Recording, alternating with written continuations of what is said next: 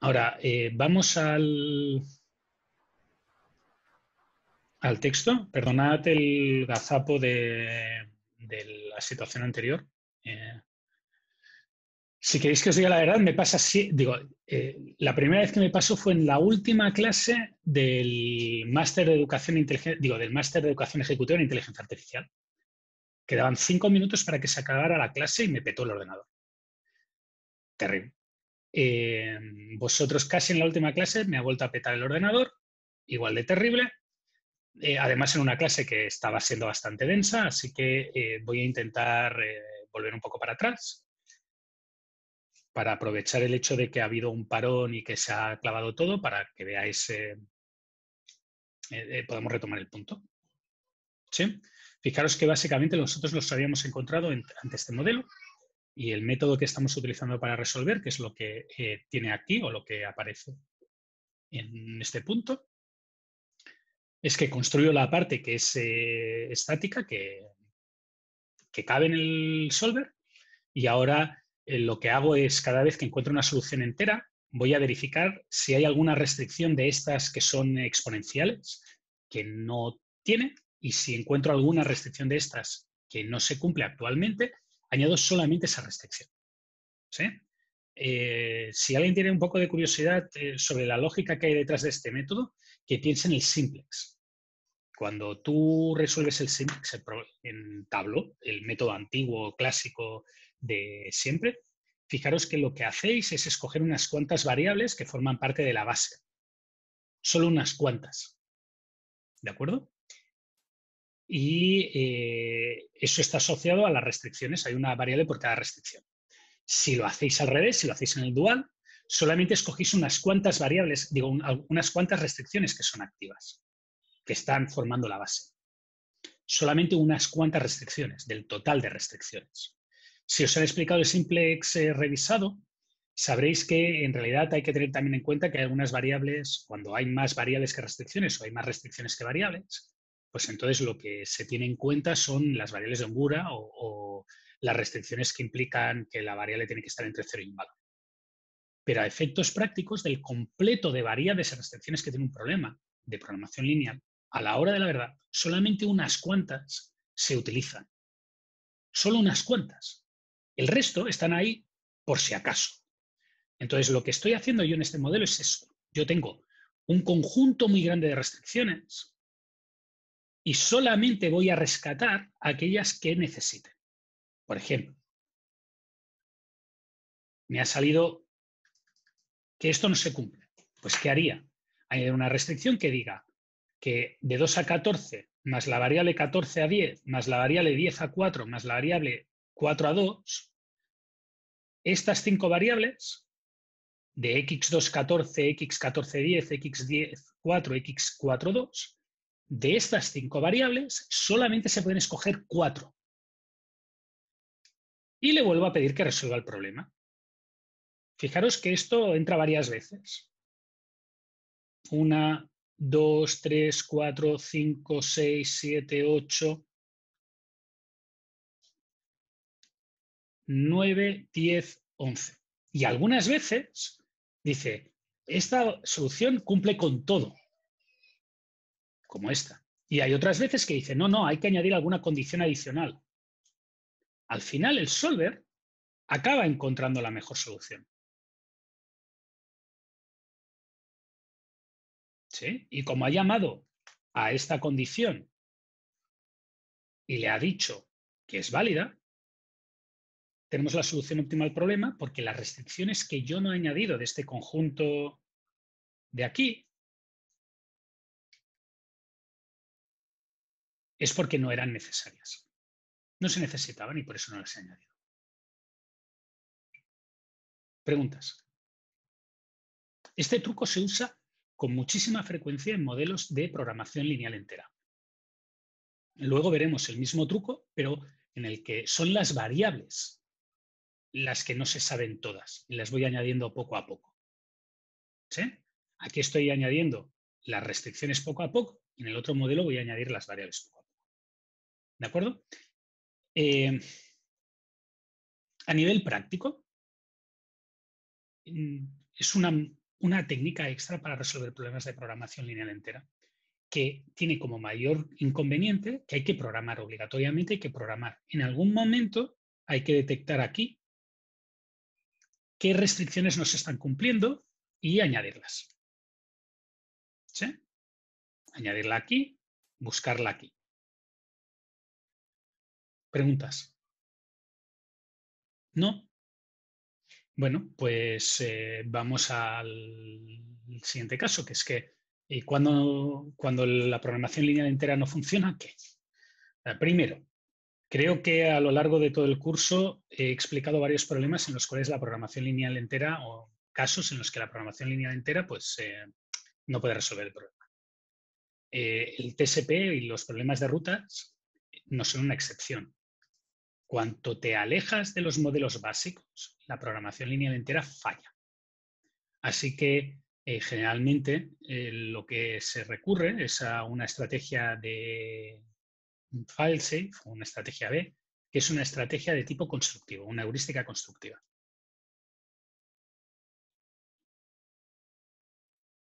Una heurística constructiva haría la ruta como la haría un humano. ¿Y cómo hace la ruta un humano? Pues la ruta un humano en teoría la hace de la siguiente manera. O sea, perdonad, ¿cómo creo yo que la hace un humano? A lo mejor alguno de vosotros se imagina otra manera de hacerla. Yo no me voy a meter en otras maneras que pueda haber de hacerla. Si a alguien se le ocurre otra manera, es que me la diga y yo intentaré ver si puedo aprovecharme de ella o la pongo en el contexto de lo que yo estoy explicando en la clase. Pero fijaros que lo que entendería que una persona normalmente haría sería, bueno, yo empiezo en mi casita y entonces tengo que ir a estos 5 puntos. Y entonces lo que haría sería, primero voy aquí, esta sería la primera decisión, luego haría aquí, segunda decisión, luego haría aquí, tercera decisión, cuarta decisión, y cuando ya no me queda ninguna otra más, pues bueno, vuelvo a casa, volver a casa, ya no me quedan decisiones. ¿Sí? De estas estrategias que podríamos llamar constructivas, una computadora, la que acostumbra a utilizar o la que es más fácil de programar es lo que se llama el vecino más próximo.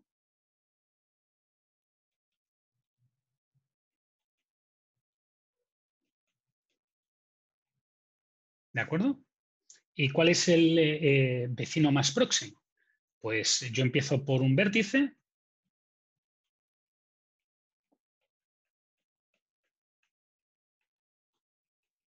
voy al más cercano, entre los no visitados.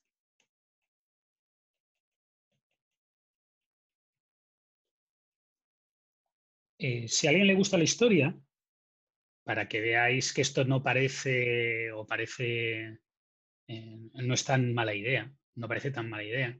Una de las primeras veces que se habló en Estados Unidos de este problema, en la comunidad matemática, fue en los años 30 en Princeton. Y la persona que dio la charla, que no me preguntéis el nombre de memoria, tuvo que explicar por qué hacer esto no asegura la obtención del óptimo. ¿De acuerdo? Tuvo que explicar eso. Tuvo que demostrar matemáticamente por qué esto no da el óptimo. Yo no soy tan bueno con las matemáticas como los genocidios de Princeton incluso en los años 30, pero tengo un ejemplo muy fácil para que veáis por qué. ¿Sí? Y si os fijáis, aquí hay una grilla. Creo que se ve la grilla, es un poco ligera, pero suponed que los puntos que se tuvieran que visitar fueran estos. Dejadme que lo haga un poquito más grande. Si os fijáis, entre estos puntos que acabo de dibujar hay 4 cuadrados vacíos. Si alguien no ve la grilla, va a tenerme que creer. Por tanto, la distancia entre este de aquí y este de aquí es 4. La distancia entre este de aquí y este de aquí es 4. La distancia entre este de aquí y este de aquí es 4. La distancia entre este de aquí y este de aquí es 4. ¿Sí? Y ahora, fijaros que voy a coger y aquí la distancia va a ser 2. La distancia entre este de aquí y este de aquí es 2. ¿Sí? Ahora, borro esto y vamos a pensar en cómo funciona el algoritmo del vecino más cercano para resolver el problema. Este caso ya os digo que es lo que se llama un ejemplo degenerado. No degenerado porque tenga inclinaciones raras. Es lo que se llama un ejemplo degenerado porque es muy evidente que hay un problema. Y hace muy evidente que hay un problema. En la mayoría de casos esto no sucede. Y las soluciones que se encuentran con este algoritmo constructivo son muy fáciles, son muy buenas. Son suficientemente buenas como para que con un poco de mejora se puedan utilizar en la práctica. ¿De acuerdo? Lo que pasa es que en este caso concreto, para que veáis cuándo va mal, he puesto una estructura de un problema en el que yo sé que va mal. Entonces, imaginaros que empiezo por aquí, que este es el origen. Este de aquí. Entonces, ¿cuál es el más cercano a este de aquí? Esto, que me lleva hasta acá. ¿Sí? Y ahora, ¿cuál es el más cercano al que estoy ahora? Esto de acá. ¿Cuál es el más cercano al que estoy ahora? Esto de acá. ¿Cuál es el más cercano? Este, este, este, este, este, este. Y fijaros que ahora tiene que hacer este. ¿Sí? Muy bien. ¿Cuál es la solución óptima de este problema? Ir desde el origen, saltarse la L, se podría decir, y hacer como pasar por una diagonal, No, ¿no? porque hay que pasar por todos los sitios. La mejor solución es bajar, hacer toda la recta, subir, hacer toda la recta. Es la manera que tardas menos en hacer todos los sitios. Pasar por todos los puntos. ¿Sí? Fijaros que esta solución, esta diagonal en azul, es más larga que la suma de las cosas que voy a marcar ahora que están vacías. Y encima hay que sumar costos extras que son este, este y este. Sin embargo, con la línea en roja es imposible hacerlo más corto. No se puede hacer un camino más corto que este. ¿Sí? ¿Por qué? Porque digamos que estoy aprovechando al máximo todos los recorridos. Con las dos líneas de arriba y de abajo estoy uniendo todos los puntos y ahora solamente estoy haciendo las maneras más cortas de unir todos los puntos, los dos subsegmentos de arriba. ¿De acuerdo? Este es un caso extremo, porque en este caso extremo todos los puntos están alineados y entonces me interesa que la línea más corta, que es la que une a este punto de aquí y este punto de aquí, la línea más corta que une este punto de aquí y este punto de aquí, casualmente hace que me una con todos el resto de puntos. Y por eso digo que el algoritmo constructivo falla.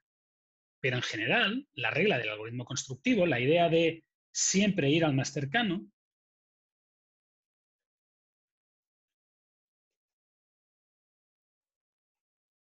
realmente es una manera buena de encontrar una solución.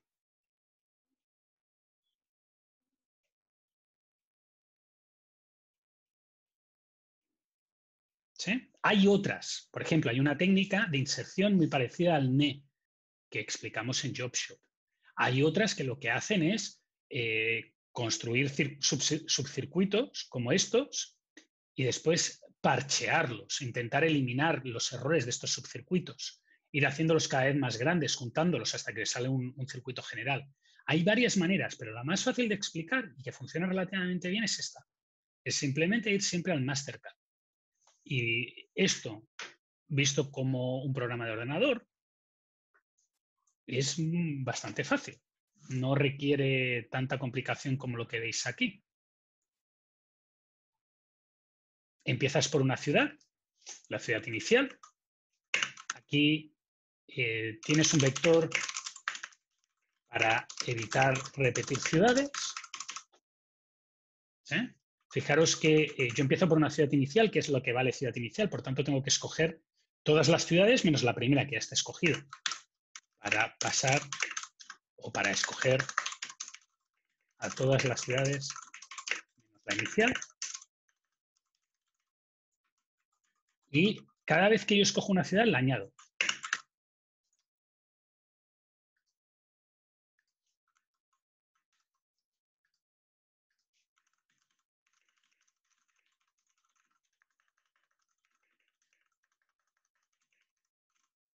¿De acuerdo? Y ahora tengo que buscar cuál es la más cercana. ¿Cuál es la más cercana? La más cercana es la que tenga distancia mínima y que no haya buscado, no haya pasado por ella antes. Y fijaros que eso es lo que hace aquí. Paso por todas las ciudades y miro que no la haya visitado ya y que sea la de distancia mínima. Y la distancia mínima, básicamente, siempre voy mirando cuál es la más corta de todas las que he mirado hasta ahora. ¿Vale? No visitada, distancia mínima. Como paso por todas las ciudades en este bucle, al final de este bucle, tengo la distancia mínima con ciudad actual. Sumo la distancia, añado este vértice a la solución, digo que ya la he visitado para no volverla a visitar y repito hasta que haya incluido todas las ciudades. Y recordad que en el TSP hay que volver a casa.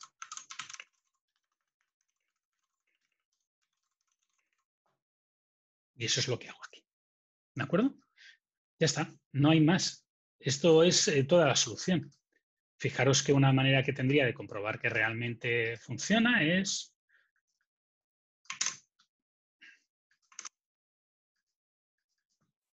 ciudad de inicio 1 y distancias undefined porque es distances.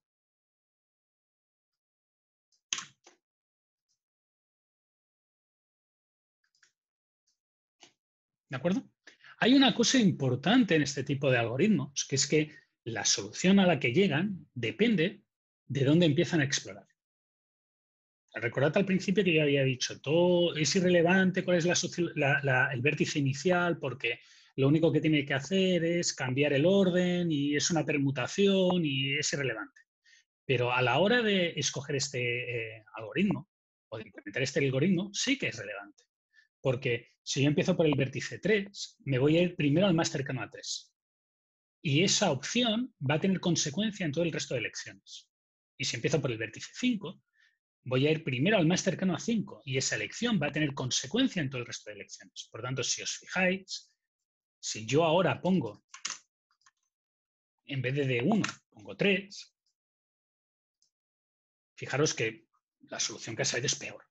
Y ha salido una solución peor porque cuando yo he hecho esto, yo ya había escogido el 9. Y el 9 resulta que era una opción muy, muy, muy buena para ir al lado del 3. Una opción muy, muy buena, pero que me eliminaba otras oportunidades, como por ejemplo para ir a 14, que ahora 14 se tiene que quedar con una opción mala. ¿Sí? Por tanto, al ser una heurística, las heurísticas, el problema que tienen, o la situación en la que se presentan, es que dependerán de algunas decisiones. No asegurará, como ya hemos comentado,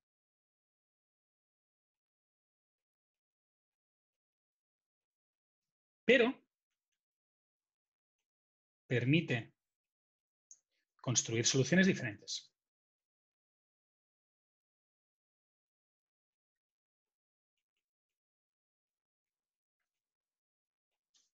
¿Sí?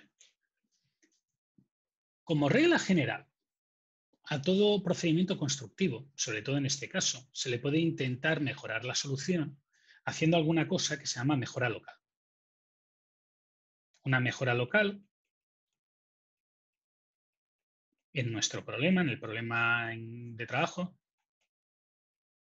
el TSP, consiste en cambiar algún elemento de la solución. En general, en este caso, en cambiar el orden en que se visita alguna ciudad. ¿De acuerdo? El tema de cómo hacer búsquedas locales en el viajante de comercio es bastante complejo y hay mucha teoría. Así que yo voy a explicar una manera de hacerlo que no es la mejor, ni mucho menos, pero que nos va a funcionar en este caso. No da el óptimo, no es perfecta, pero es fácil de implementar y yo lo que quiero es que veáis cómo funciona una búsqueda local, no que busquéis la mejor solución posible, al menos ahora. Si alguien tuviera que hacer un algoritmo de TSP, entonces le recomendaría un libro donde podría ver exactamente cómo tiene que implementar y cuál de las mejoras locales tiene que hacer. Pero para tener una idea concreta, lo que nosotros vamos a hacer es lo siguiente. Suponed que partís de esta solución. ¿Sí? Para hacer una búsqueda local, lo que necesitas es definir un vecindario.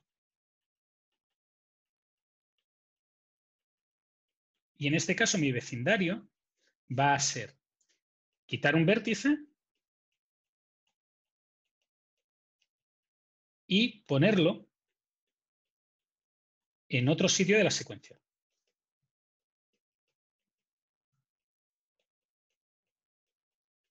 Por ejemplo, un vecino de esta solución sería quitar un vértice, quitar el vértice que voy a marcar en amarillo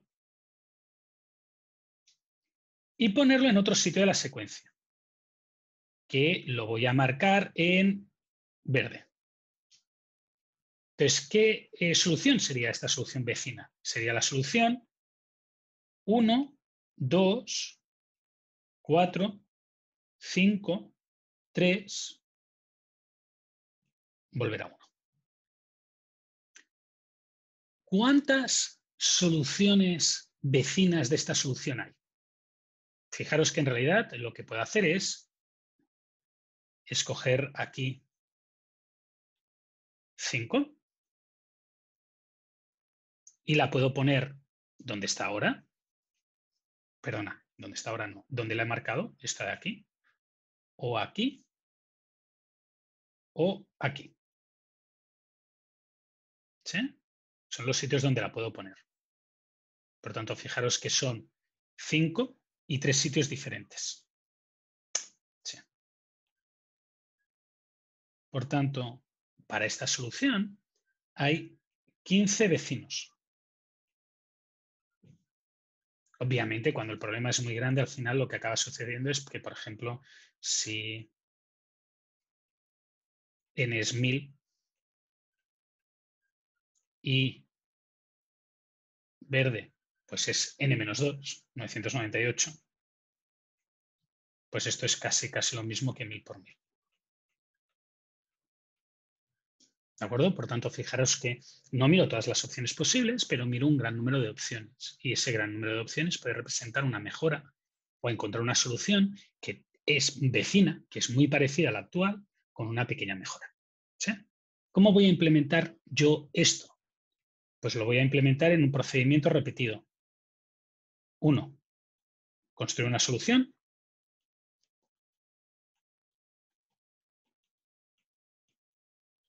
2. Mientras tenga tiempo, no demuestre optimalidad local.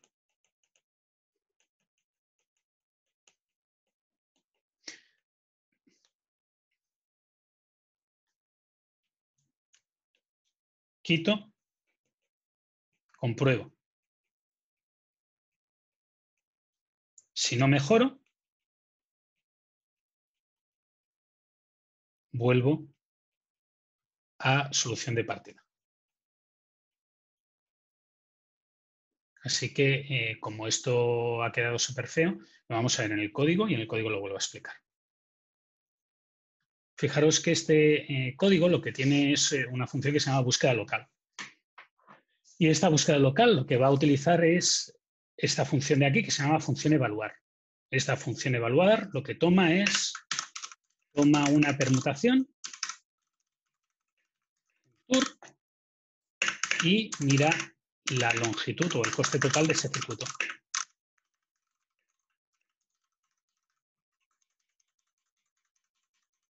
Y para ello lo que hace es pasar por todas las parejas. El 1 con el 2, el 2 con el 3, el 3 con el 4, el 4 con el 5, así hasta el n-1 con el n. Y después del n con el 1. Más el camino de vuelta. ¿Por qué necesito esta rutina? Porque esta rutina me va a permitir evaluar todos los cambios, las nuevas soluciones. Si evaluate es menor al actual, al valor actual, he mejorado.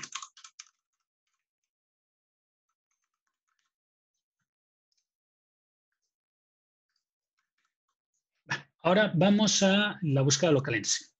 La búsqueda local empieza con una solución.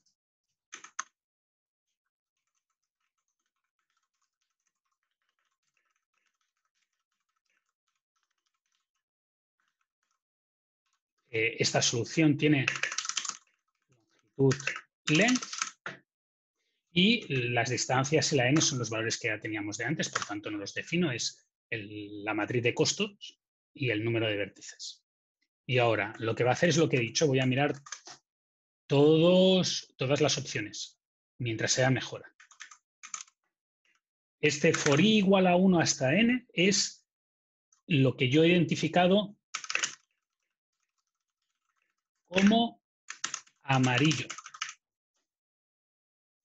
Voy a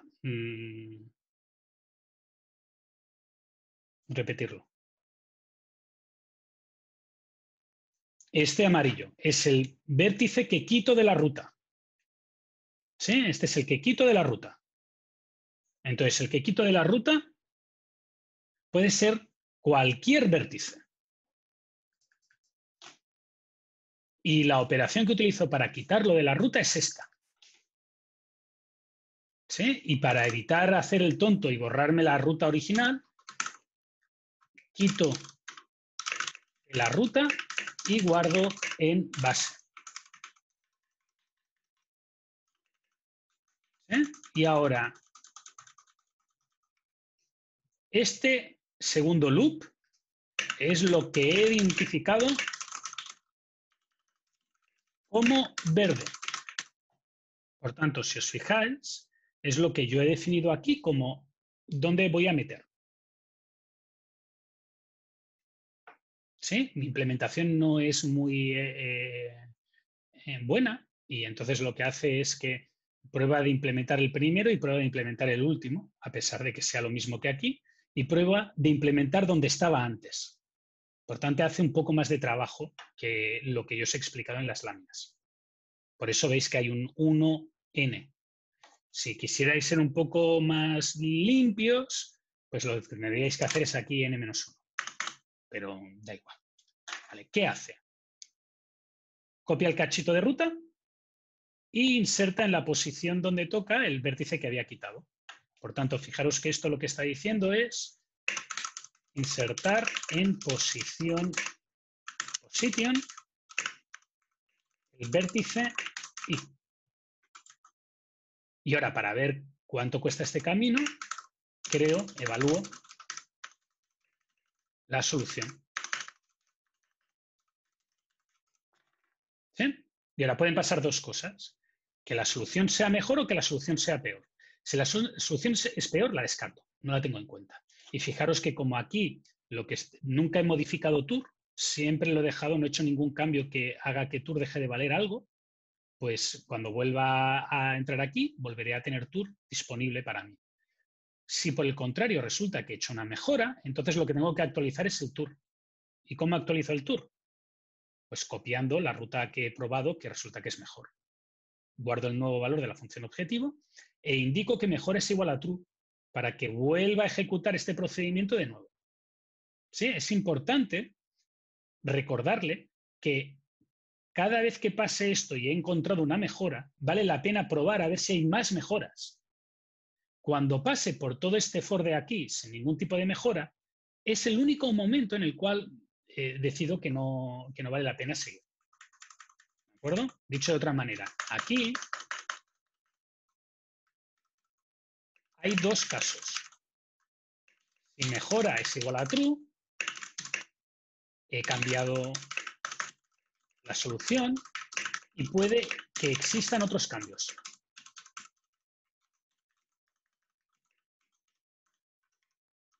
Pero si mejora es igual a false, ningún vecino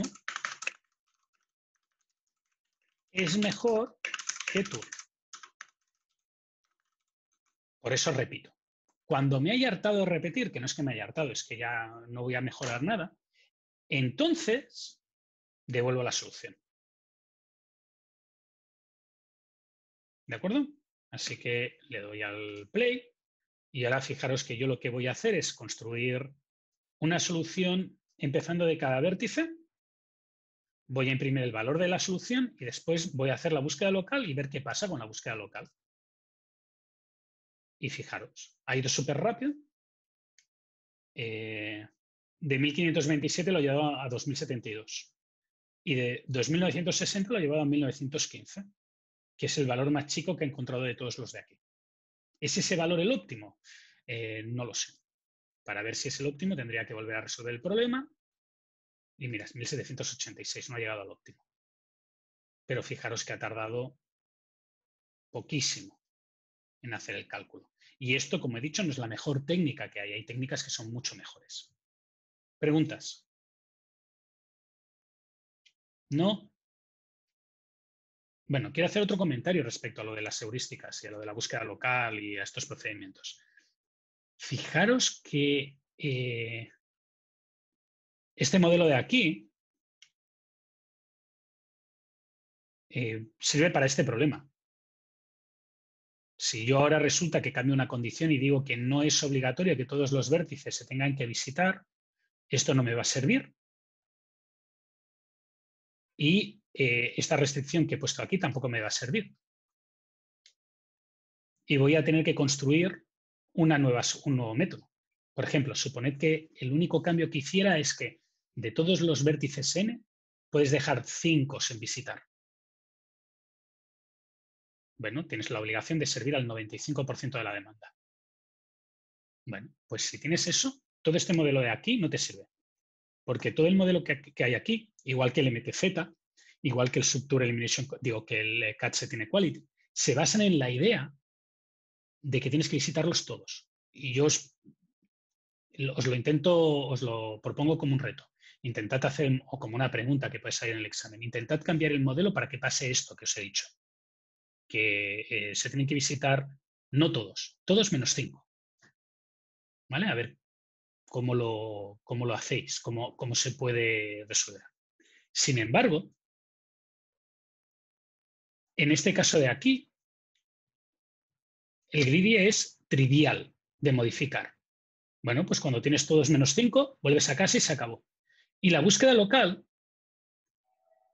esto funciona directo. ¿Sí? Alguien me podría decir, profe, pero nunca busca una ciudad nueva. Bueno, pues podrías hacer una nueva búsqueda local que lo único que hiciera fuera sacar una ciudad y meter una nueva ciudad. Y ya está. Aquí ahora se está metiendo exactamente el mismo vértice. El vértice I, que es el que he sacado. Bueno, pues aquí ponéis otro for y metéis el vértice J, que es uno que ahora no está en la solución. Y eso, a nivel de tiempo que os hubiera representado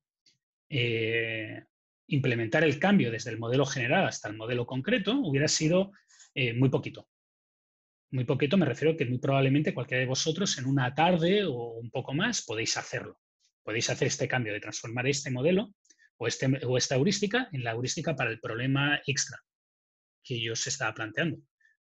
Pero Cambiar este modelo matemático para que funcionen las condiciones que yo os he dado no es trivial, os lo aseguro. Es difícil. ¿Sí? Cuesta. ¿Por qué? Pues porque estamos basándonos en la idea de que visitamos absolutamente todo. Preguntas. Por eso también son muy útiles las heurísticas, porque si uno necesita una solución rápida, se la dan rápido, no tiene que hacer todo el estudio matemático de no sé cuántos años de gente que ha llegado a llegar a estas formulaciones que hay por aquí y que yo os he explicado en 1 hora y poco. Más preguntas. No me avasalléis de preguntas, que es el último día y a lo mejor me llevo un mal recuerdo de vosotros como preguntones que no callan ni debajo del agua. ¿No? Bueno, recordad que tenéis que levantar la mano para que os tome la foto. Así a lo mejor obtengo algo de feedback. Lo siento, pero es que es el último día. Además se me ha colgado la computadora, como habéis visto, y eso me ha puesto de los nervios. Os aseguro que ha habido un momento que pensaba que me daba un ataque de corazón. Vamos al VRP. Y como me quedan 40 minutos de clase, y no me va a dar tiempo de hacer todo lo que yo quería en 40 minutos de clase, como siempre, Agustín, Arturo, Camila, Fabián y Valentina. Os voy a explicar lo que voy a hacer la semana que viene. ¿De acuerdo? Arturo, Camila y Valentina.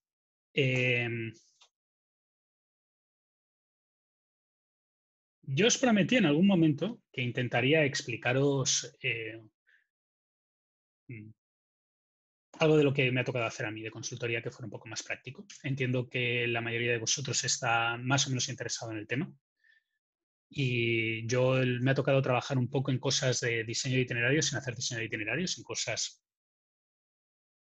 semejantes y con cierta hace poco. Así que esto lo voy a guardar para la semana que viene.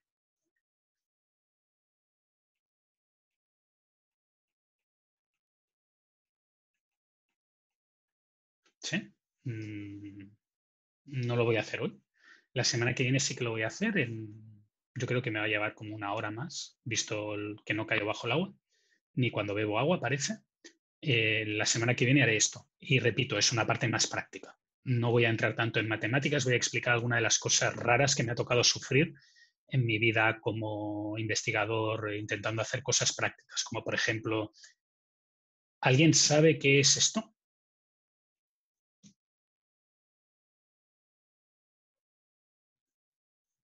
Voy a tomar la foto. Entiendo que Arturo, Camila y Valentina me han dejado aquí abandonados, como si pasara lista. ¿Qué pasa? ¿Camila? Sí, Camila Cartes no ha levantado la mano, Arturo Fuentes no ha levantado la mano, Valentina Contreras no ha levantado la mano. Ahora la levanto, que tenía un poco de ruido externo aquí. Bueno. Estas son las típicas tonterías que te pasan en la vida, que te encuentras con nomenclaturas súper raras. Porque si no, alguien me podría decir qué significan estos números de aquí. O incluso alguien cree que podría decirme qué es esto. ¿Qué cree que es esto? O sea, ¿El gráfico de una ciudad, profe? Es un gráfico de una zona de una ciudad. Yo creo que hay más gente que es capaz de decirme lo que es. Tal vez porque yo vivo aquí.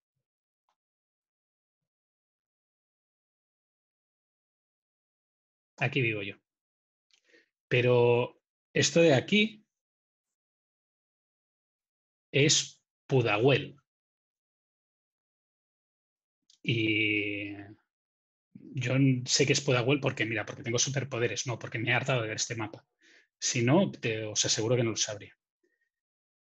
Y estos puntitos de aquí son todos los registros de entrega de correo de un año en Pudahuel. En cualquier caso, voy a acabar con el spoiler o con el cliffhanger que se utiliza. La semana que viene hablaré de esto y veréis cómo a la hora de la verdad, cuando uno tiene esta barbaridad de 6.000 puntos, a lo mejor no tiene que hacer un diseño de itinerarios, tiene que hacer otras cosas. Pero mientras tanto, hoy diseño de itinerarios, diseño de rutas y hasta aquí quedará lo que se hace en clase. Camila, sigues con la mano sin levantar. Ahora, muchas gracias. ¿Y tú, Valentina? No. Bueno, ya podéis bajar la mano. Vamos a la presentación del problema del diseño de itinerarios, el diseño de rutas. ¿Qué pasa en diseño de rutas? Resulta que existe alguna limitación que hace que no pueda servirse todo o que no interese servir todo en una única ruta. Y generalmente en un texto técnico, si tú vas a un libro de texto o te vas a la literatura, los dos motivos típicos por los que se considera que una ruta no puede ser la solución válida son, primero, la capacidad del camión o la capacidad del vehículo. Y el segundo es la duración de la ruta.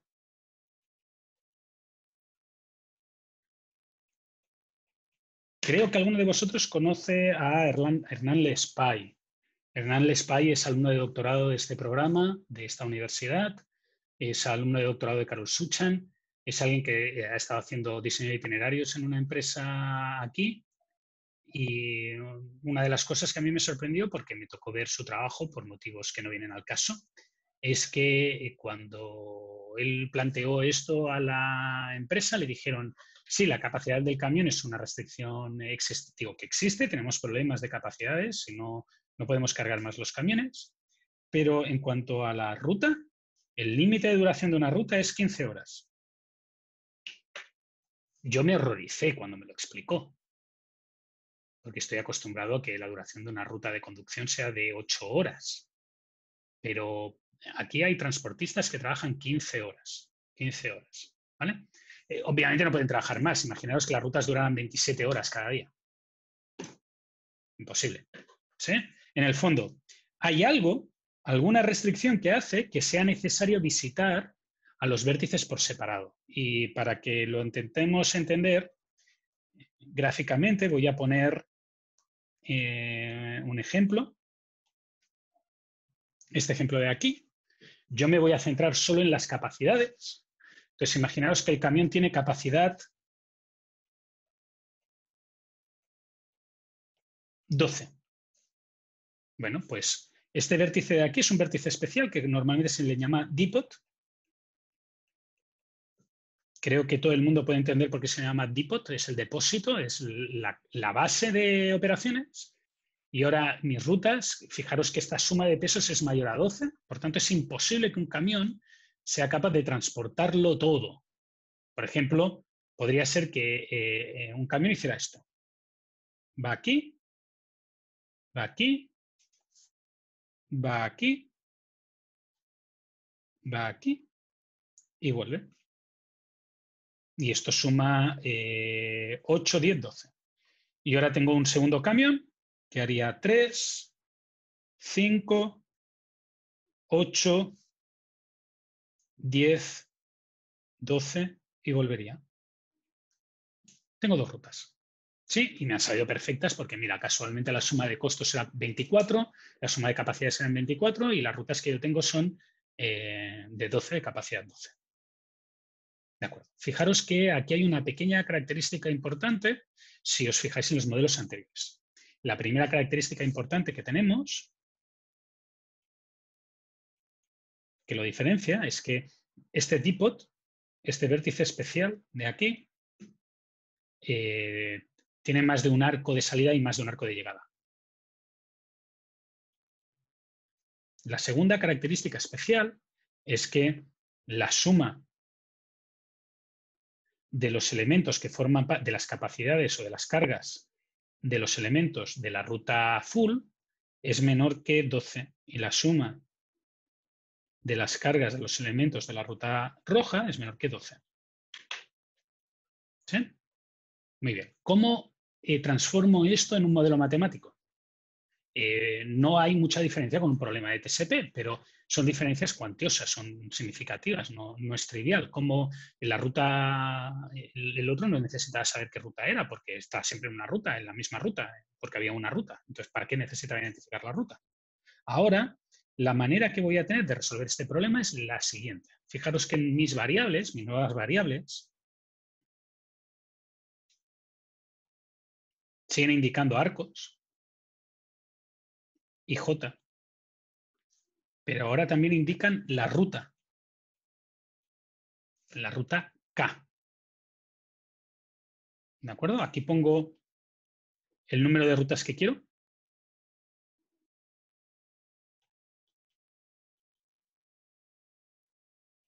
Y controlo el número de rutas que quiero diciendo que para cada ruta tiene que salir un arco. Entonces, si sale, seguro que hace una ruta de vuelta. Aquí lo que estoy controlando es que cada vértice, excepto el dipot, que es el vértice 0, forma parte de una ruta.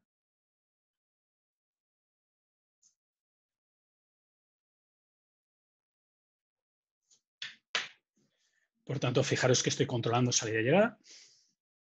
O sea, perdón, estoy controlando que forma parte de alguna de las rutas que hay. Estoy controlando que cada ruta sale, empieza el camino.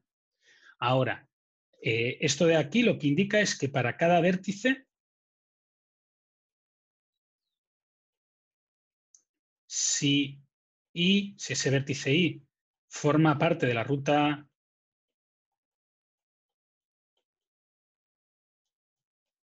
K, por tanto, si este valor es igual a 1, entonces hay un arco que llega y un arco que sale. Y de la misma manera, si ahora resulta que este de aquí, en vez de ser 1, fuera 0, pues entonces ninguno llega ni sale. ¿De acuerdo? ¿Por qué necesito o por qué me interesa lo de que cada vértice forma parte de una ruta? Porque ahora, como sé a qué ruta forma parte cada vértice, tengo identificado la ruta en la que participo, pues simplemente para calcular la carga tengo que sumar su participación. ¿Sí? Y si os fijáis con cuidado o con atención, esta restricción, la restricción 22, la hemos visto en otro problema.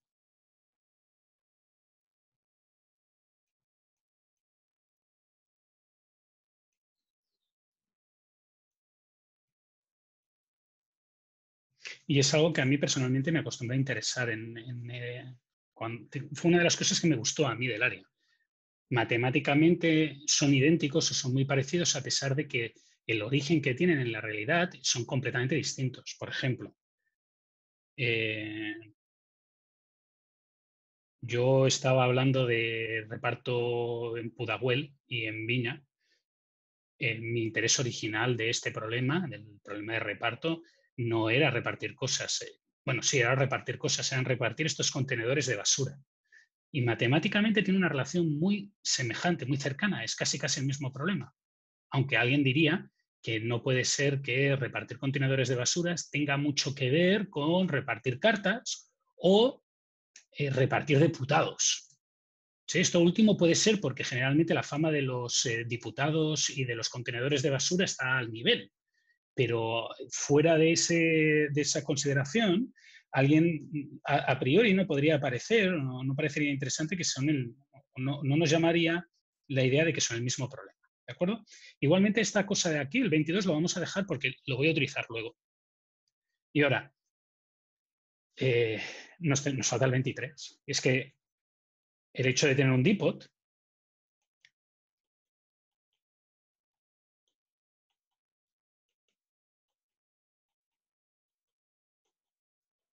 y decir que tenemos dos rutas que hacen esto, no nos evita que haya una tercera ruta que haga esto. Por tanto, para evitar este tipo de rutas, de aquí, estos subcircuitos, sigo necesitando la restricción que habíamos visto antes, ¿vale? Esta restricción de aquí.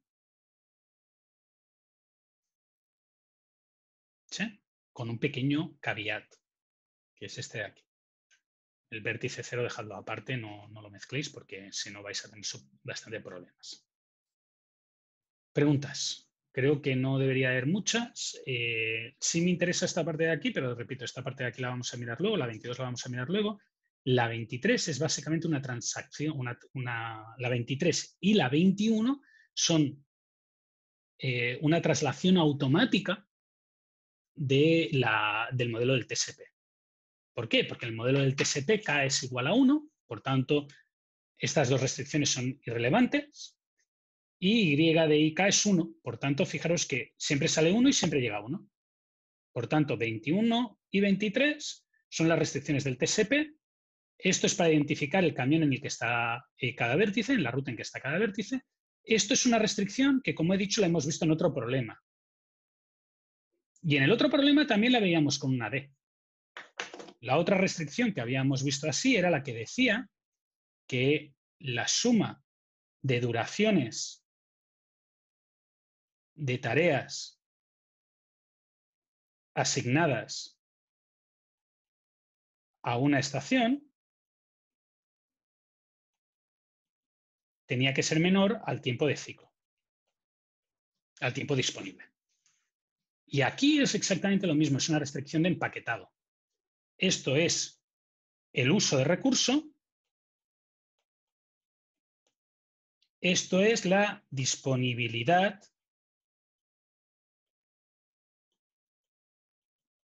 de recurso. ¿Sí? Muy bien. Daniel, ¿tienes la mano levantada de antes o tienes la mano levantada por una pregunta? De antes, vale. Me hubiera gustado la pregunta, no te lo niego. Todos los modelos, la mayoría de modelos que tienen una condición de este estilo, de uso de recurso es menor o igual a una cantidad disponible, y ese recurso es el recurso que limita de alguna manera el proceso, permiten lo que se denomina descomposiciones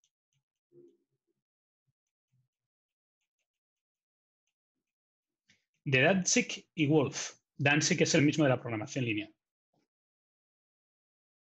¿Qué es esta? Y alguien me dirá, profe, no puede ser que este modelo, el 2528, sea este modelo, el 1824. El 1824 es muchísimo más complejo que el 2528. Y la verdad es que sí, es mucho más complejo, pero es que este modelo lo que ha hecho es dividir el problema en dos.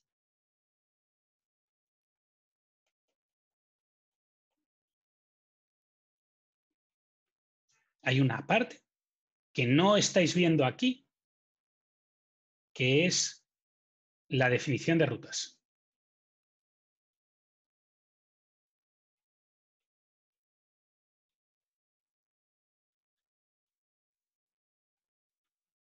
Y hay una parte que es la que estáis viendo aquí, que es la de selección de rutas. Que es este modelo de aquí. ¿Vale? Y ahora vamos a suponer que tuvierais unos superpoderes mágicos que no vamos a trabajar en clase, porque en teoría esto es ciencia, así que no voy a explicar magia, a pesar de que la diferencia entre la magia y la ciencia es simplemente un tema de observación. O sea, la gente que cree que la Tierra es plana piensa que los científicos hacen magia. ¿Y por qué no? O sea, no hay gran diferencia. Para ellos es igual de arcano y de extraño. Por tanto, suponed que alguien ha hecho ciencia por vosotros y ha inventado magia, un hechizo, que lo que permite es definir todas las combinaciones de rutas factibles. ¿De acuerdo? Así que alguien ha ido, ha mirado este problema que teníamos aquí y ha mirado todas las agrupaciones de vértices que generan una ruta cuya capacidad es inferior a 12. ¿Sí? Todas. Y una vez tú tienes eso, fijaros que, por ejemplo, tenéis, no sé, el FGHI 7911. Ha usado un TSP que le ha dado la ruta óptima o el coste y la ruta óptima. ¿De acuerdo? Y ahora, suponed que alguien ha hecho ese trabajo por vosotros, los ha construido absolutamente todos, y de esas hay Q rutas. ¿De acuerdo? Y ahora, para cada ruta, suponed que tenéis una cosa que se llama subij, que dice si el vértice I está en la ruta J. Vale, pues si tenéis esto, este modelo es capaz de resolver el problema, porque lo que dice es minimizar el coste de las rutas seleccionadas.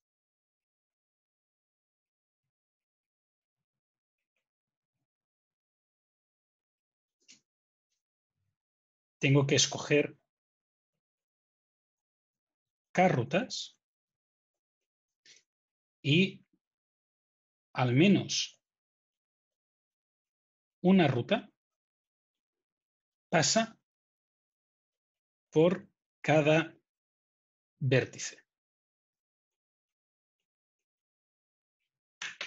¿De acuerdo? Fijaros que el problema, si te dan las rutas, se vuelve un problema mucho más fácil. Porque una vez tienes las rutas, lo único que tienes que escoger es el subconjunto de rutas. No tienes que resolver el diseño de los caminos o de los trayectos que hay en cada ruta. Simplemente yo supongo que tengo todas las rutas posibles y este modelo me serviría. ¿Sí? ¿Ha quedado claro? Si ha quedado claro, entonces no os parecerá tan raro la relación que hay entre este y el anterior. ¿Por qué? Porque en el primer modelo, en el modelo de TSP, lo que yo hacía era lo siguiente.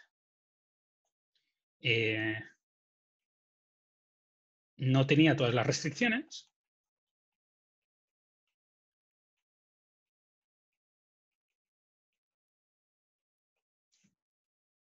Y las iba añadiendo, pero las añadía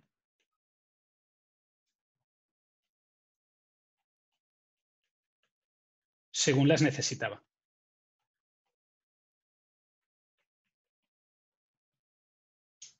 ¿Sí? Buscaba una solución, veía si esa solución cumplía la restricción, si no cumplía la restricción la añadía. En el modelo de generación de columnas, el modelo de bin packing, de empaquetado,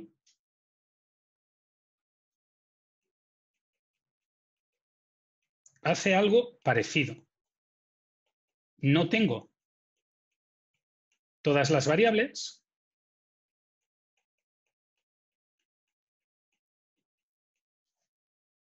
no las tengo porque no están aquí, no están todas las variables, porque este conjunto Q de variables es enorme, porque tengo que mirar todos los conjuntos, digo, todas las rutas con un vértice, todas las rutas con 2 vértices, todas las rutas con 3 vértices, todas las rutas con 4 vértices, y así sucesivamente. No tengo todas las variables, pero las añado según las necesito.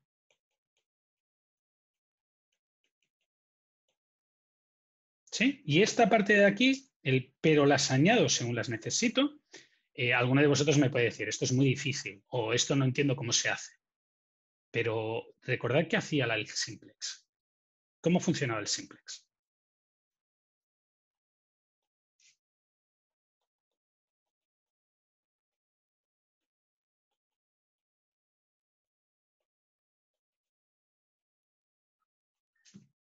¿Cómo funcionaba el simplex? El simplex lo que decía es que construía una base.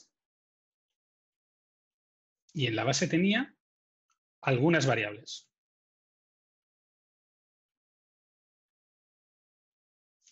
No las tenía todas, tenía algunas variables.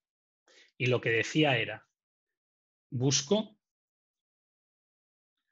una variable con coste reducido negativo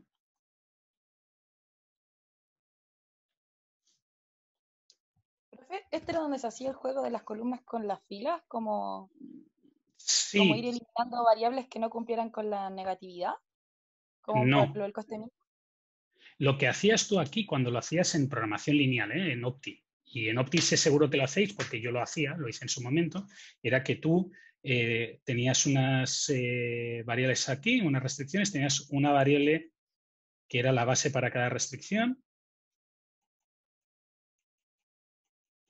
Supongamos que estuviera así, y entonces lo que tenías era que esto era la matriz básica, aquí tenías el valor de la variable y aquí tenías, yo qué sé, unos coeficientes. Y entonces, para cada una de las variables, tú lo que mirabas es si el valor que te salía de coste reducido era negativo. Entonces, si alguna de estas variables tenía un coste reducido negativo, lo que hacías era hacer un pivote. Y el pivote consistía en que esta variable entraba en la base y esta variable Ya. salía de la base. ¿Sí? Vale. Me acuerdo. Gracias, profe. No lo hacíais así, porque No, sí, así era es así. bueno, esto normalmente se llama formato matricial. Generalmente aquí te intentan explicar el formato algebraico, que es que haces una ecuación y... Bueno, esto es el tableau y generalmente aquí se hace en matricial. En cualquier caso, eso es irrelevante. Tú lo que vas haciendo es buscar una variable que es la que tiene mejor coste reducido, que es la que mejora mejor la solución. Vale. Esto consiste en esta formulación de aquí, en buscar la mejor ruta. ¿Y cuál es la mejor ruta? La mejor ruta es la que tiene menor costo y cubre más clientes. Por tanto, fijaros que aquí, por este coste reducido, yo determinaría, me falta por buscar o me falta por encontrar una ruta que atienda bien al cliente 14. Pues el algoritmo, en vez de coger una variable que ya las tiene todas enumeradas, resolvería un problema de optimización para identificar una nueva variable o una nueva ruta que parece buena. Y ahora, una vez busca esa nueva variable, resuelve el simplex de nuevo.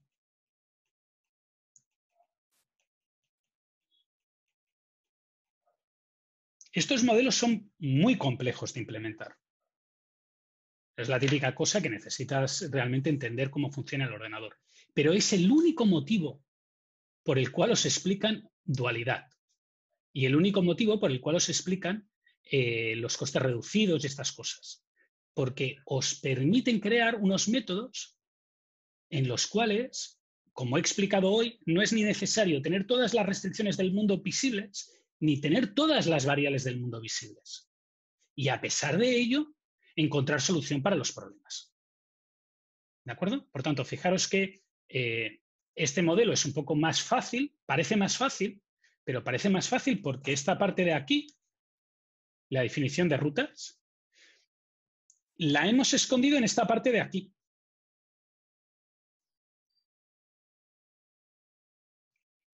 ¿De acuerdo? También os tengo que decir que estos métodos funcionan muy bien. Son muy complejos, requieren mucho tiempo, hay que entender el problema, mil tonterías. Son lo que se llamaría un poco pejilleros. Son molestos, pero son muy efectivos. ¿De acuerdo?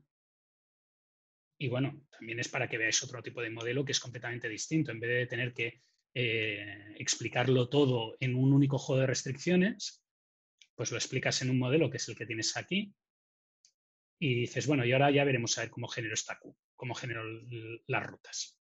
¿Sí? Muy bien. ¿Cómo van a ir las heurísticas constructivas para este problema? Bueno, las heurísticas constructivas para este problema son más complejas. Hay un grupo que va a hablar de heurísticas constructivas para el VRP Por tanto, gran parte de lo que van a hacer ellos, pues ya lo veréis, no necesito explicarlo yo. Lo que yo sí que voy a explicar es un tipo de heurísticas que se llaman agrupar primero, luego rutificar. Y para que veáis qué significa esto, lo que voy a hacer es ver este problema. ¿Sí? Y voy a utilizar una heurística que primero agrupa. Y la manera de agrupar es lo que se llama un barrido. Yo voy a crear una primera barrera artificial aquí y voy a barrer. Y barrer básicamente lo que quiere decir es que voy a limpiar todos los vértices 2, 4, 6, 9, 11, hasta que ya no me quepa nada más. Y esta será mi primera ruta. Y ahora voy a construir mi segunda ruta. 3, 3, 2 y nada más. Y ahora voy a construir mi tercera ruta.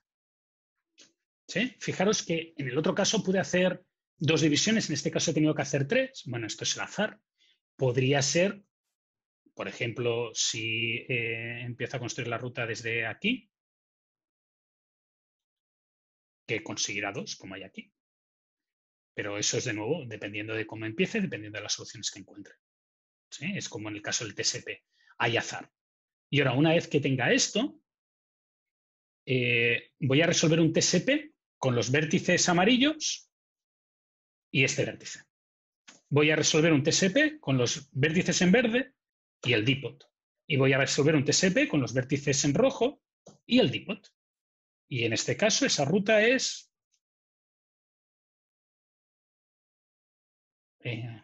esta, por ejemplo. No sé si esta es la ruta óptima.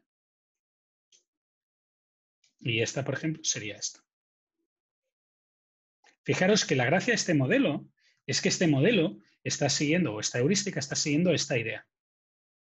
Primero hace los grupos, determina esta Q y luego resuelve el problema de rutificar. Divide rutificar del problema de empaquetar. Primero empaqueta, luego rutifica. ¿De acuerdo? Hay otras rutas o otros métodos que hacen justo lo contrario, que es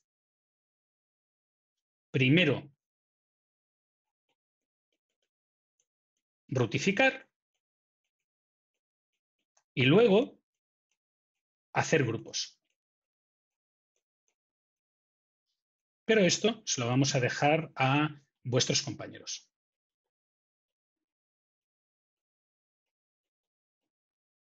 Y finalmente, y solo para acabar y no decir que no he acabado el diseño de itinerarios, etc., etc., etc., pensad en la búsqueda local.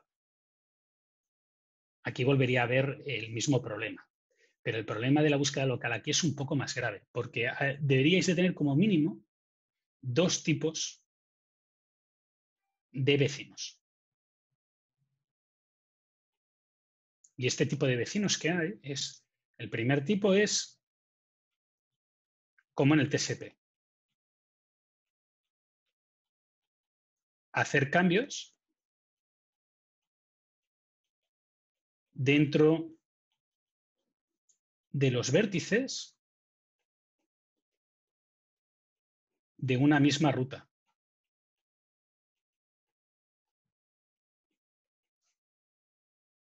¿Sí? Y esto es exactamente lo mismo que he enseñado en la hoja de lluvia.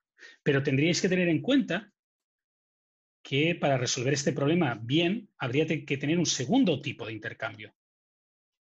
Que lo que hiciera fuera cambiar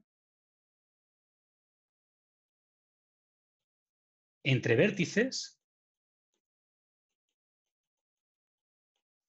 en rutas separadas, en rutas diferentes. ¿Sí? Por ejemplo, tomar el vértice verde y llevarlo a esta ruta, o tomar este vértice rojo y ponerlo aquí, y este vértice amarillo y ponerlo aquí. ¿De acuerdo? Este tipo de cambios son cambios un poco más complejos, pero son necesarios para encontrar buenas soluciones en este problema, porque si no, al final te vas a limitar mucho el entorno de trabajo. Te estás limitando solamente a encontrar una ruta y a optimizar una ruta, cuando en realidad el problema es la ruta en sí, que no es la correcta, que deberías de cambiar cosas con otro vértice. Digo, con otra ruta. ¿Sí? Y con eso acabamos el contenido del curso. Hasta aquí será lo que llegue en la prueba, en el examen. Serán las preguntas que haga. Haré preguntas hasta diseño de itinerarios. Lo que nos queda ahora no es mucho. Básicamente, lo primero que vamos a tener que hacer es, el viernes me tenéis que presentar los vídeos para que yo los evalúe. Lunes que viene yo voy a hacer clase, entre comillas. El primer bloque lo voy a dedicar a explicaros mi experiencia resolviendo algún problema real. En realidad, mi experiencia resolviendo problemas de diseño de territorios.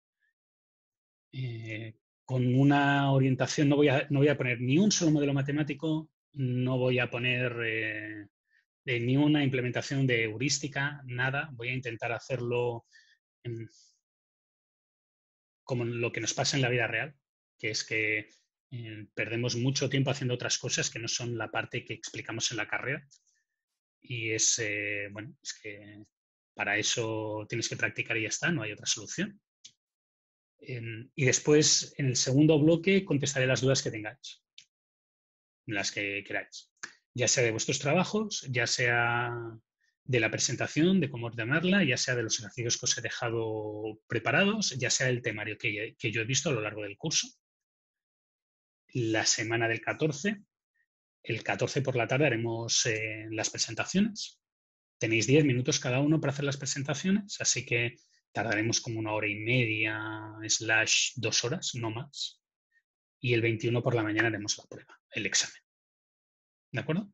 Y eso ha sido todo. Sé que el curso ha salido un poco denso, sé que os he dado mucha paliza. Sé que alguno esperaba que fuera un poco más suave o que tocara más otras cosas, no solamente parte teórica. He intentado dar un espectro bastante amplio al tema, y mi idea de dar un espectro bastante amplio es precisamente porque no creo que ninguno de vosotros vaya a ser un especialista mundial de ninguno de los temas que yo he puesto si no hace un doctorado en ese tema concreto. Por tanto, mi intención era que vierais el espectro de cosas que hay y cómo la investigación de operaciones se mezcla con la ingeniería industrial, con los problemas de gestión de operaciones, en áreas muy diferentes que en la mayoría ya las habíais visto, pero las habíais visto muy a pincel, muy ligero, sin mucha profundidad. Yo he intentado que veáis con un poco más de profundidad, y ese poco más de profundidad a veces ha significado un overflow de teoría, y lo reconozco y es lo que hay, no le puedo hacer mucho más. Yo quería dar muchos más temas, imaginaros, quería dar 3 temas más que esto. Así que, creo que también me estaba pasando. La próxima vez haré menos incluso, porque creo que a lo mejor alguno de vosotros hubiera preferido un poco más de tiempo para asimilar los contenidos que estaba explicando.